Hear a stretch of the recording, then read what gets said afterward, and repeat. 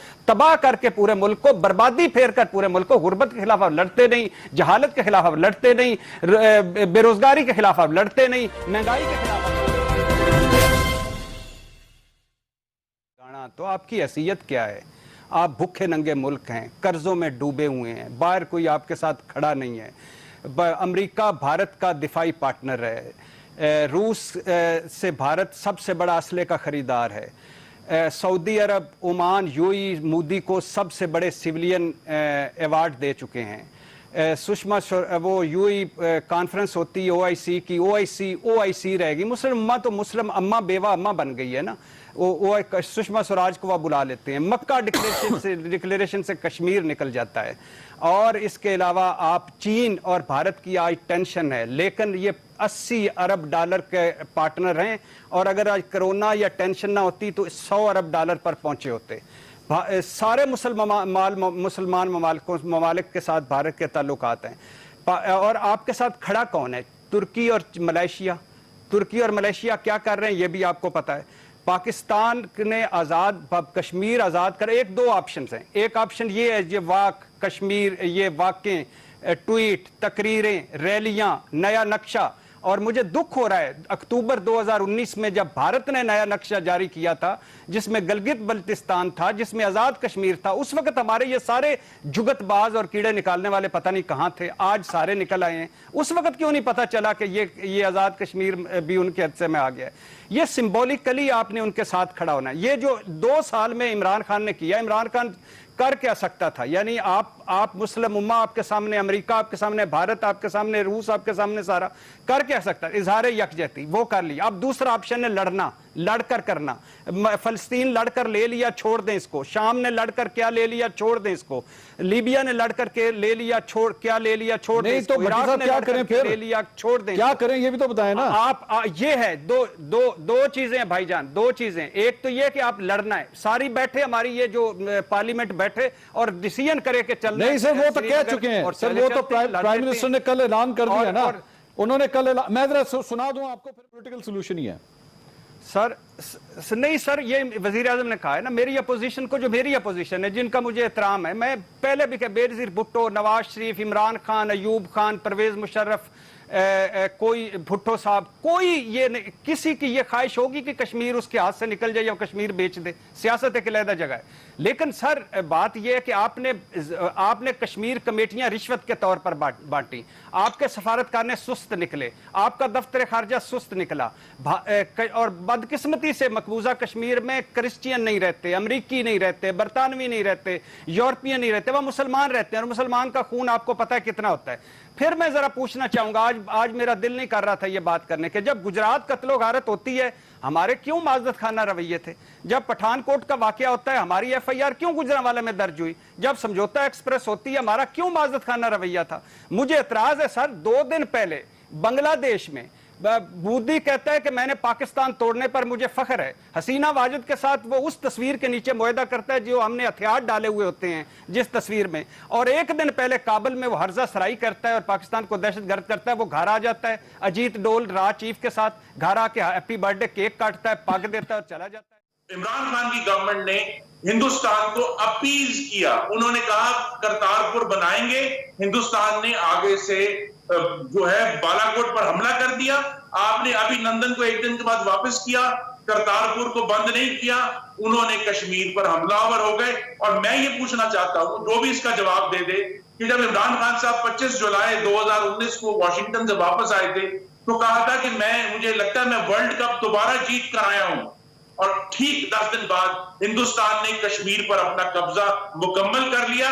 ये वाला world cup था? ये क्या अंडरस्टैंडिंग थी? मैं सर जवाब दे देता हूं सर मुझे, मैं हुमायूं साहब से जवाब से 1 साल से वजारत खारजा मफलूज क्यों है?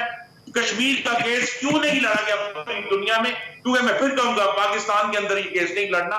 पाकिस्तान हमें जो जिस चीज से हम 2-4 रहे हैं, वो हमें इंडिया ने पूरी दुनिया में एक टेररिस्ट स्टेट के तौर पे डिक्लेयर करवाया और दुनिया तस्लीम कर गई। उसने इतना जबरदस्त अपना प्रोपेगेंडा किया और उसमें हमारे अपने लीडर्स का हाथ है, जिन्होंने कहा कि क्या हमें बॉम्बे में इतने लोग भेजने चाहिए थे जो जाके ये करें, जिन्होंने ये फरमाया कि जनाब जो मैं तहकीक करूंगा कि पठानकोट का कैसे हुआ और यहाँ एफआईआर दर्ज करवा दी।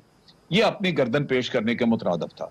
उसका नतीजा ये हुआ कि जब पुलवामा यहां पे हुआ तो भारत ने 1 घंटे में आपके ऊपर इल्जाम लगाया, किसी ने पूछा ही नहीं उससे कि भाई सबूत है तेरे पास। शाम तक 5 मुल्कों ने उसे कहा कि India retains the right to retaliate, और चाइना समेत। लेकिन जनरल साहब यहाँ एक सवाल आता है ना, जनरल साहब एक सवाल आता है जहां पे आपने कहा कि जी कोताहियां, जिन चीजों को आप कोताहियों का लफ्ज दे रहे हैं सर, फैटिफ की वजह से आज आपको भी बहुत सी अपनी चीजें दुरुस्त करना पड़ी हैं, क्योंकि आप फैटिफ की जो ग्रे लिस्ट है उससे ब्लैक लिस्ट की तरफ जाने वाले थे, जिसकी वजह से आपने भी अपने घर के ऑर्डर को ठीक किया है। तो क्या उन तमाम चीजों को जो माजी में हुआ उसको कोताहियां कहेंगे या करेक्शंस कहेंगे?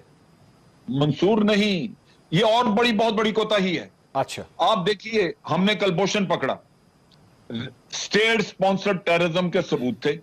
फिर कुलभूषण ने हमें इंटेरोगेशन में बताया, और हमारे पास मौजूद है सारी तफसील, कि मैंने ये फंडिंग की, बीएलए को पैसा दिया, ये मुझे फलां ने इतनी रकम मुहैया की, मैंने बीएलए को दी, इतनी रकम मुझे दी गई, मैंने कराची में दी। तो आप क्यों नहीं गए एफएटीएफ में उसके खिलाफ, भारत के खिलाफ, जिसके फंडिंग की मनी ट्रेल आपके पास है? पाकिस्तान को तो किसी ने सबूत ही कोई नहीं दिया। पाकिस्तान को तो सिर्फ ये कहा कि जनाब हम आपको ग्रे लिस्ट में डाल रहे हैं। किसी के पांव में जुर्रत थी क्या था कि जनाब आप सबूत तो दें, हमने किया क्या है? हमने तो पूछा ही नहीं। हम तो जा के सफाइयां पेश करने के लिए मसरूफ हो गए, आज दिन तक दे रहे हैं सफाइयां। और भाई भारत को तुम डाल सकते थे डिफेंसिव पे, जो आज हमें भारत घसीटने की कोशिश कर रहा है ब्लैक लिस्ट में। पहली बात ये मंसूर भाई, मैंने जहां से बात खत्म की थी वहां से 2 पॉइंट सिर्फ मैं करना चाहता हूं। हम सारे मुहिब्बे वतन हैं, हमें सबको कश्मीर हमारे दिल में बसता है। ये जो नक्शा आज हुकूमत ने हमारी ने कल नया रिलीज किया, ये हमारे दिलों और दिमागों में रहता है। ये इसमें कोई शक नहीं है। लोगों के रास्ते अपने अपने हो सकते हैं, मंजिल एक है। लेकिन कभी किसी भारतीय वजीर आजम ने कहा है कि भारत ने पाकिस्तान में हमला आवर दहशतगर्द भेजे? हमारे वजीर आजम ने कहा 3 मरतबा के, जो खुद कश्मीरी हैं, उन्होंने फरमाया था। नहीं फरमाना चाहिए था। वो मुझसे ज्यादा मुहिब्बे वतन है, मैं आज भी मानता हूं, मैं कभी किसी को गद्दार काफिर नहीं कहता, मुझसे ज्यादा मुहिब्बे वतन है, मगर वो 3 मरतबा के वजीर आजम है। हेडलाइन चली उस दिन पूरे भारत में और बदनामी हुई। कुलभूषण पकड़ा गया, नवाज शरीफ साहब से रद्द अमल लिया गया, बोले मैं समझता हूं दोनों तरफ की मुदाखलत बंद होनी चाहिए। लंदन में रिपोर्टर ने सवाल किया कि सर कुलभूषण पर आप क्यों नहीं बात करते? कहा कि कोई अगला सवाल कर ले। छोड़े ये बहरहाल ये आज के दिन नहीं करनी। बात ये है 30 साल से हम 5 फरवरी मना रहे हैं, लड़ लेते सारे, मैं तो तैयार हूं, मेरी पार्लियामेंट फैसला करेगी, मेरा ये सारे फौज और सिविल मिलिट्री फैसला करेगी, मैं साथ जाऊंगा लड़ने के लिए। 30 साल से मना रहे थे, क्यों नहीं लड़ रहे? पुलवामा हुआ, बालाकोट हुआ, अभिनंदन, करतारपुर राहदारी, ट्रंप 3 बार सालसी, कश्मीर अक़वाम मुत्तहिदा में वाक़े, तिराने, खामोशियां, तकरीरें, ट्वीट्स, दुनिया के सरबराहों को फोन, कितना कुछ। ये इतना इस 2 साल में हुआ है, जो एक अनफॉर्चुनेट डिसीजन हुआ है वो भी ठीक है, जो 2 साल में हुआ है कभी पिछली सारी हुकूमतों में देख लें हुआ नहीं हुआ हो तो मुझे बता दें। दूसरी बात, आखिरी बात, प्लीज अल्लाह के नाम पे कौम को गुमराह ना करें।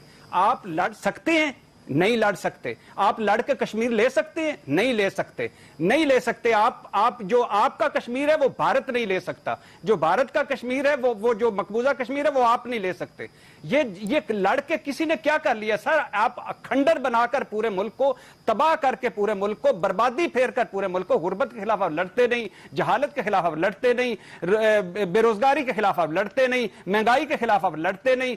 पार्लियामेंट में कश्मीर कर जब करारदाद पास होती है, ना बिलावल वहां मौजूद होते हैं, ना इमरान खान मौजूद होते हैं, ना जरदारी साहब मौजूद होते हैं, ना शहबाज शरीफ मौजूद होते हैं, ना आप सी पैक पे मुत्तफिक है, ना आप कोरोना पे मुत्तफिक है, ना आप टड्डी दल पे मुत्तफिक है। किसी चीज पे नैब के अलावा आप मुत्तफिक नहीं है और आप बात करते हैं।